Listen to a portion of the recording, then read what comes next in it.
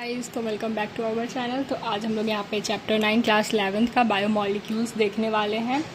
तो हम लोग कोशिश करते हैं इस वीडियो को काफ़ी प्रोडक्टिव बनाने का। यहाँ पे एनसीईआरटी लाइनर किया जाएगा, पूरे एनसीईआरटी को ध्यान में रखा जाएगा और एनसीईआरटी से बाहर कुछ भी नहीं बताया जाएगा।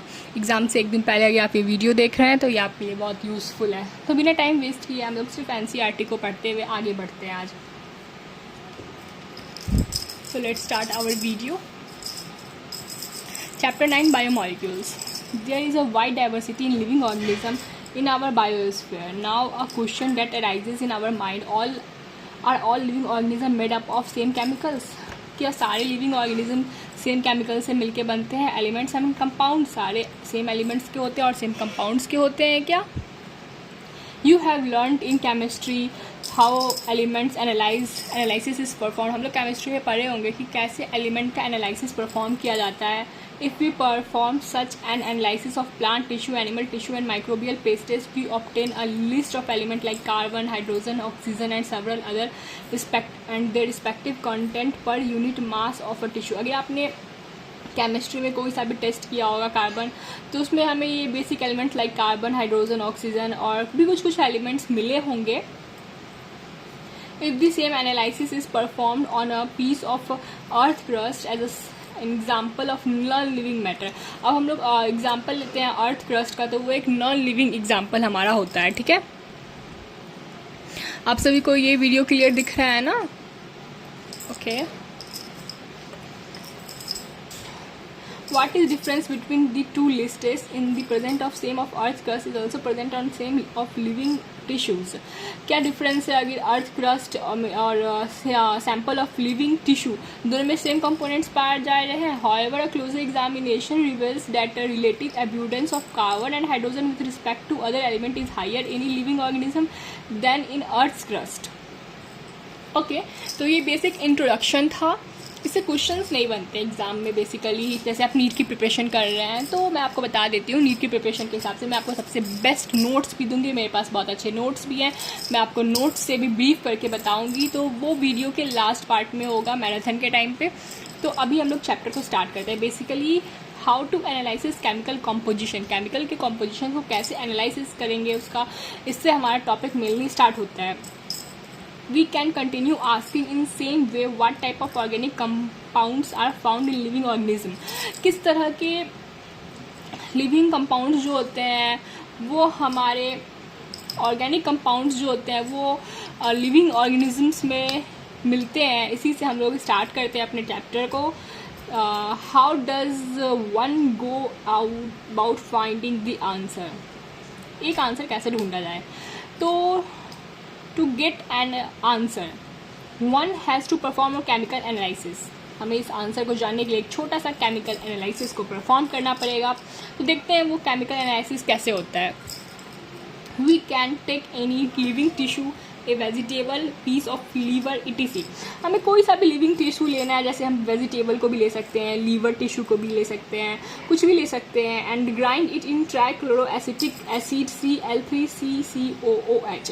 तो फिर हम उसे ग्राइंड करना है एक ट्राइक्लोरिक एसिटिक एसिड के साथ. इसको ये मेन पॉइंट है, ये क्वेश्चन आता है इस पर कि कौन से एसिड के साथ हमें उसे ग्राइंड करना है. तो ये आप लोग अपने बुक में हाईलाइट कर लीजिए. यूजिंग अ मॉर्टल एंड पेस्टल, हम उसमें एक मॉर्टल और पेस्टल को भी यूज़ करना है. वी ऑब्टेन थिक स्लरी, फिर हमें एक थिक सा स्लरी मिलेगा. If we were to strain this through a cheese cloth और cloth we would obtain 2 fractions. फिर हम एक चीज़ी क्लॉथ से, जैसे कि भींगा हुआ वेट पेपर भी ले सकते हैं, इसको चीज़ में या फिर बटर में या फिर घी में क्लॉथ को बढ़िया से आप उसमें डुबा देते हैं और उसके बाद उस पिस्टल को, थिक स्लरी को उसमें फिल्टर करेंगे ना, तो आपको 2 टाइप के स्लरी मिलेंगे. If we obtain 2 strain through cheesy cloth cotton 2 fractions, हमें उसमें 2 फ्रैक्शन मिलेंगे.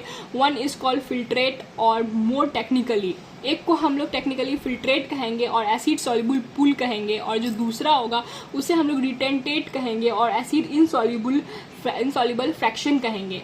Scientist have found thousands of organic compound in acid soluble pool. Scientist जो थे वो थाउजेंड्स ऑफ कंपाउंड को फाइंड किए थे एसिड सॉल्युबल पूल में.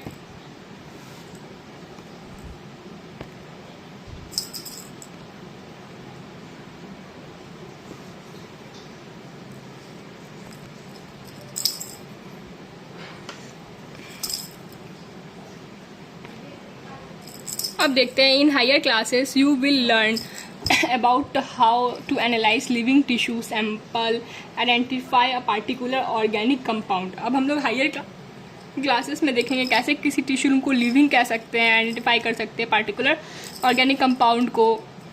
It will suffice to say here that one extract the compound, then subject the extract to various separations techniques till one has separate a compound from all other compound.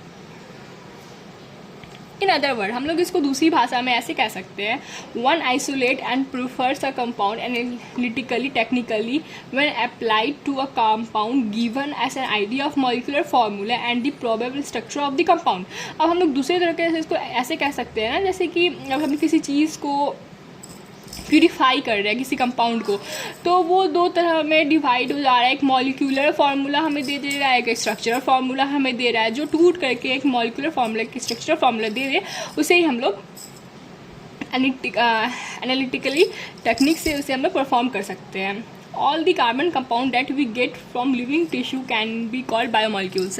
अब biomolecule किसे कहते हैं, जो हमारे chapter का नाम है, जो भी all the carbon compound that we get from living tissues, जितने भी कार्बन कंपाउंड है जो कि हम लोग को एक लिविंग टिश्यू के थ्रू मिलता है उसे हम लोग बायोमोलिक्यूल्स कहते हैं.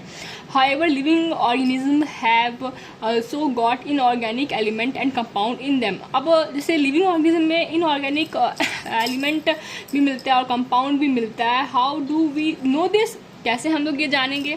स्लाइटली डिफरेंट बट डिस्ट्रक्टिव, थोड़ा सा अलग है बट डिस्ट्रक्टिव है. एक्सपेरिमेंट हमें करना होगा. Experiment has to be done. One weighs a small amount of living tissue, एक छोटा सा अमाउंट का लिविंग टिश्यू लेना है. से अ लीफ और a liver and this called wet and dry. तो फिर हमें एक लीफ को लेना है और एक लीवर को लेना है, उसे हम लोग हल्का सा भिगोना है और फिर उसे सुखाना है. ऑल दी वाटर इवापोरेट्स, सारा जब वाटर इवापोरेट हो जाएगा फिर वो सूख जाएगा. The remaining material gives dry weight. अब जो रिमेनिंग मटेरियल होगा वो सूख जाएगा और ड्राई हो जाएगा. Now if the tissue is fully burned, अब हमें उसे पूरी तरह से जला देना है. All the carbon compounds are oxidize to gaseous form CO2 water vapour and removed. अब जितने भी उसमें कार्बन कंपाउंड थे वो ऑक्सीडाइज हो जाएंगे गैसियस फॉर्म में. CO2 और वाटर वेपर जो होगा वो ऑक्सीडाइज हो जाएगा और सब रिमूव हो जाएगा. What is remaining is called ash. अब बचेगा क्या उसमें, जब सब कुछ जल गया, सूखने के बाद, जलने के बाद, कार्बन कंपाउंड इवापोरेट होने के बाद, वाटर वेपर इवापोरेट होने के बाद, CO2 एयर में मिक्स होने के बाद बचेगा क्या, तो सिर्फ और सिर्फ राख. This ash containing inorganic element like calcium, magnesium, etc. अब जो वो राख बचेगा उसमें क्या होगा, इनऑर्गेनिक एलिमेंट होगा, कैल्शियम होगा, मैग्नीशियम होगा, etc.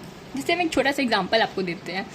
किसी को प्यार होता है, ठीक है, फिर उसमें उनका ब्रेकअप हो जाता है, तो उसके अंदर बचता है क्या है भाई, बदला, ठुकरा के मेरा प्यार तो मेरा इंतकाम देखेगी. फिर वो लोग जाते हैं जिम, करते हैं पढ़ाई, निकालते हैं UPSC. तो बस उसमें अच्छी अच्छी चीज़ें बचती हैं. जितनी भी फालतू और बकवास चीज़ें होते हैं वो सभी ख़त्म हो जाती है, जल जाती है, ब्रेकअप हो जाता है. वैसे ही इसमें भी क्या बचता है, inorganic element like calcium, magnesium और etc. Inorganic compound like sulphate, phosphate, etc. Are also same in the acid soluble fraction. अब एसिड सॉल्यूबल फ्रैक्शन में हम लोग देख लेते हैं सल्फेट, फॉस्फेट.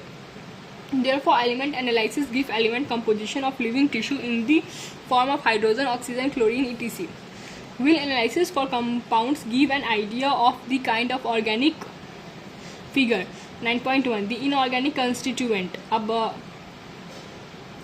केवल 9.2 में इनऑर्गेनिक कॉन्स्टिट्यूएंट देखते हैं. Sodium, potassium, calcium, magnesium, water compound.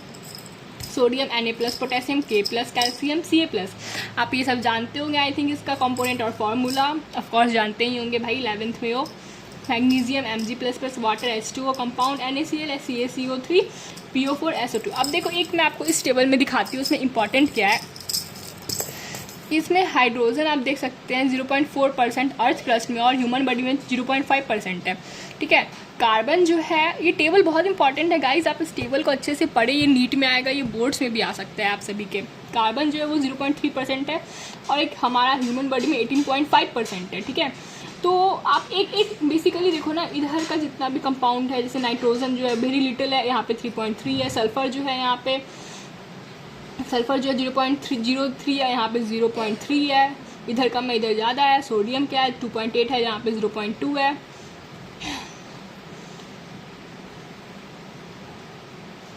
इससे ऊपर की कंपाउंड्स देखो, यहाँ से यहाँ तक hydrogen, carbon, oxygen, nitrogen, sulphur, यहाँ तक आप याद करो कि इधर वेरी लिटिल अमाउंट है और यहाँ पे उससे ज़्यादा अमाउंट है। बट फिर सोडियम, कैल्शियम, मैग्नीशियम देखो, सोडियम 2.8 है अर्थ क्रस्ट में, ह्यूमन बॉडी में सोडियम कम है, कैल्शियम 3.6 है, यहाँ पे 1.5 है, 2.1 है, यहाँ पे 0.1 है, यहाँ पे 27.7 है, यहाँ पे नेग्लिजिबल है। तो गाइज़ आप इस टेबल को याद करें और अब मिलते हैं नेक्स्ट वीडियो में। वीडियो ज़्यादा लंबा नहीं बनाना है। तो अब हम लोग इसके बाद यहाँ फिगर 9.1 तक हमारा 9 और 9.2 जो है हमारा क्लियर हो चुका है। फिगर 1, फिगर 2 इसमें सिंबल याद करना है, उसमें यहाँ से यहाँ तक याद करें, फिर यहाँ से यहाँ तक याद करें। उसके बाद हम सभी मिलते हैं हमारे नेक्स्ट वीडियो में गाइज़। और पार्ट 2 की वीडियो भी बहुत जल्दी आएगी। आप हम आगे आपको पसंद आया हो और आगे आप सब चाहते हो कि पार्ट 2 भी आए तो आप कमेंट करें हमारे कमेंट सेक्शन में। अगर ज़्यादा फास्ट हो रहा है तो आप वो भी बताएं। आपको नोट्स भी मिल जाएंगे जब वीडियो और चैप्टर्स ख़त्म हो जाएंगे, DPP भी मिल जाएंगे आप सभी को। आप सभी को जो जो चाहिए होगा आप लोग कमेंट में पिन कर दीजिएगा, मैं आप सभी की कमेंट्स का रिप्लाई दे दूँगी। ओके गाइस, आई होप आप सभी को वीडियो पसंद आया हो। Thank you, bye bye, Tata.